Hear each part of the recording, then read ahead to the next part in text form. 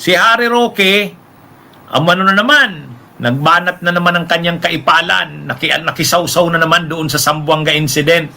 Ang sinasabi nating Zamboanga incident, yung shooting incident doon sa Ateneo de Zamboanga. Nagsasawsaw na naman, nagpapaepal na naman si Harry Roque, at pilit na pinapasok yung confidential funds ni Sara. Kaya lang, yung pilit na pagpapasok ng confidential funds ni Sara, pilit na pilit.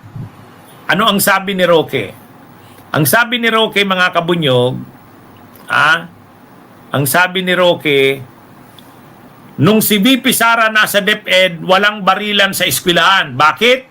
Ginamit kasi ang Intel Fund para pangalagaan ang seguridad ng mga eskwelahan. Wow! Ay, wag mo nga kami, Roque. No, ang sinasabi ni Roque, noong daw Vice President noong daw si Sara ay DepEd Secretary, walang barilan sa eskwelahan dahil ginamit ang Intel Fund o confidential funds para pangalagaan ang seguridad ng mga eskwelahan. Nakita naman natin kung ano ang liquidation. Doon sa report ng OBP at ng DepEd, o yung DepEd, saan ginamit yung confidential funds ng DepEd? Ay di ba sa mga Christmas party? O di ba sa mga Thanksgiving parties? Sa tree planting? Wala namang pinagamitan. Ay, ang sinasabi ni Harry Roque, ginamit daw sa pangangalaga ng seguridad ng mga eskwelahan. Walang ganon sa liquidation. Walang ganon. Kaya nga kini-question yung ang kampo ni Sara. Kasi bakit ginamit yung confidential fund sa mga Christmas parties? Bakit ginamit yung confidential fund sa mga tree planting? Ano naman ang kaugnayan noon sa national security? Wala. Kaya yung sinasabi ni Roque na ginamit daw yung confidential funds para mapangalagaan ang seguridad ng mga eskwelahan. Kalokohan. Walang ganun. Pilit niyang inuugna yung confidential funds ni Sara dito sa nangyari sa Zamboanga. Wala. Ano yun?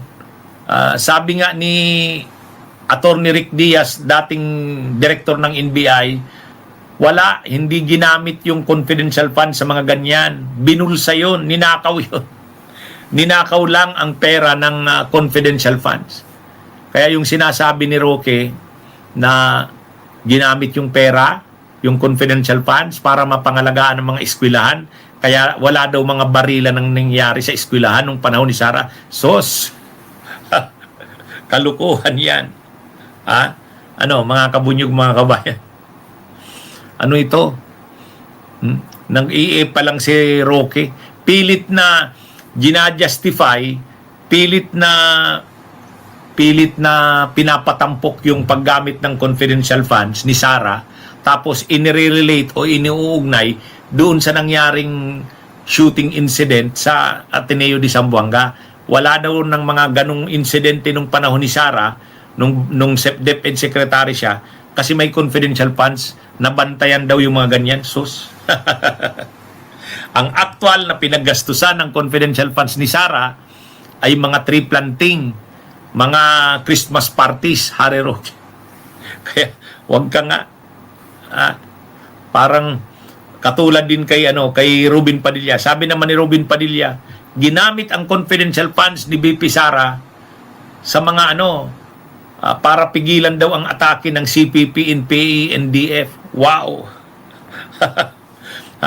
Si Roque, ang sinasabi, ginamit yung confidential funds para pangalagaan ang seguridad ng mga eskwelahan.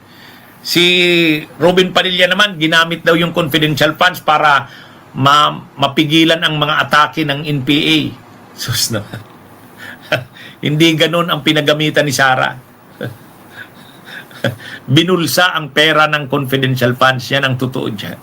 Huwag na nga kayo, Roque. Papaepal ka. Kabataan, hindi pa talaga tapos ang mind development.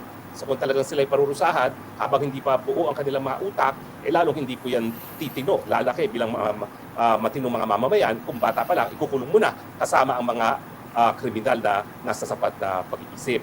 Pero akin lang po, ang tanong ko, bakit nung si VP Sara ang Secretary of Education, wala namang ganitong barilan sa mga paaralan?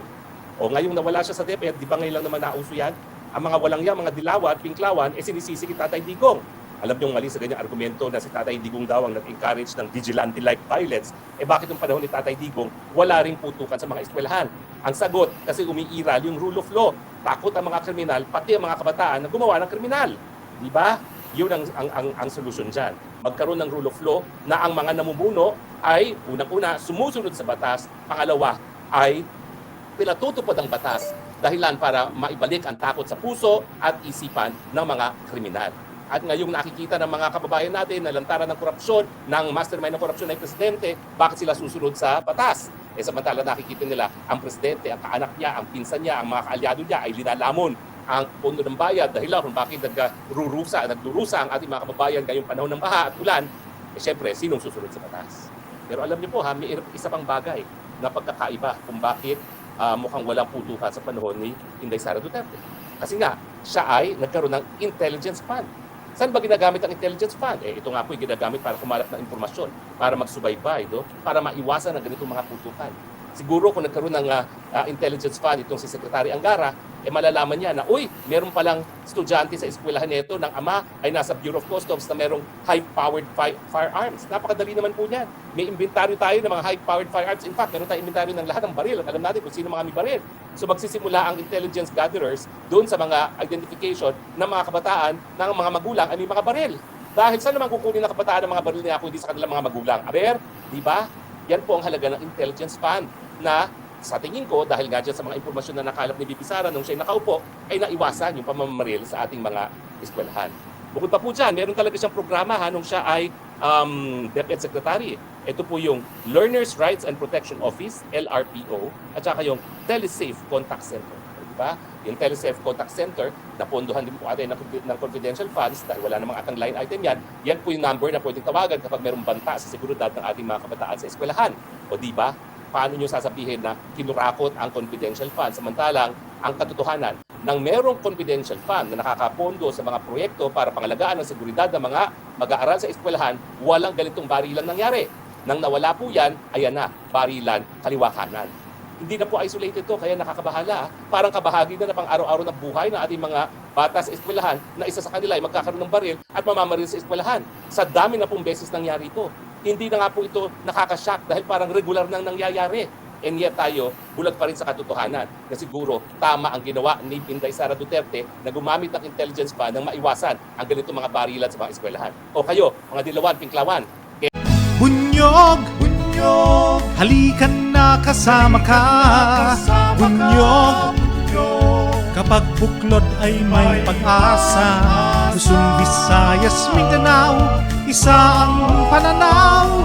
Sa bagong Pilipinas ang bunyog isisigaw. Bunyog, bunyog, bunyog.